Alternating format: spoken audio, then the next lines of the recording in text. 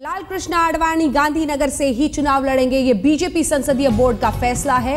सर्वसम्मति से ये फैसला लिया गया है, यानी लाल कृष्ण आडवाणी अब गांधीनगर से ही चुनाव लड़ेंगे। ये फैसला लिया गया है और जाहिर तौर पर वो भी उसके सदस्य हैं, उन्हें भी ये फैसला मंजूर है।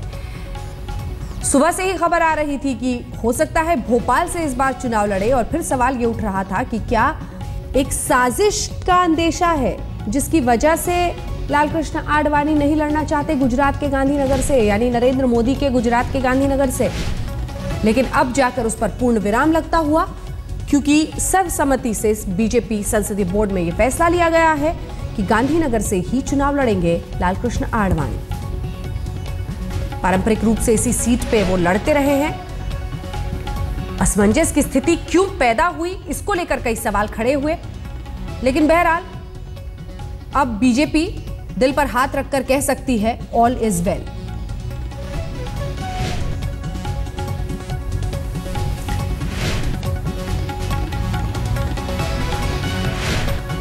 गांधीनगर से ही लड़े लाल कृष्ण आडवाणी, ये बीजेपी संसदीय बोर्ड का फैसला है और उस फैसले को जाहिर तौर पर सर्वसम्मति से माना गया है। अमिताभ सिन्हा हमारे सहयोगी इस वक्त हमारे साथ इस खबर पर जुड़ रहे हैं। अमिताभ, वो असमंजस की घड़ी और पल भी दिखे, लम्हे भी दिखे, लेकिन अंत में अब बीजेपी कह सकती है ऑल इज वेल। देखिए, ऑल इज वेल कह सकती है। अभी आडवाणी को उसको मनाने की आखिरी कोशिश, एक आध नेता उनके घर की तरफ गए, लेकिन इतना तय हो गया है क्योंकि पार्टी का संसदीय बोर्ड जो सर्वोच्च निर्णय लेने वाली संस्था है, उसने ये एक मत से फैसला लिया है कि लाल कृष्ण आडवाणी गांधीनगर से लड़े। उसके बाद केंद्रीय चुनाव समिति की बैठक में इस फैसले को इंडोर्स कर दिया गया है। गांधीनगर से सिर्फ आडवाणी का नाम, अब तमाम पार्टी चाहती है लाल कृष्ण आडवाणी गांधीनगर से लड़े।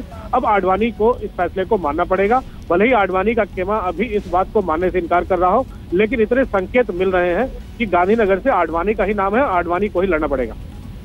बिल्कुल, बहुत बहुत शुक्रिया आपका इस तमाम जानकारी के लिए।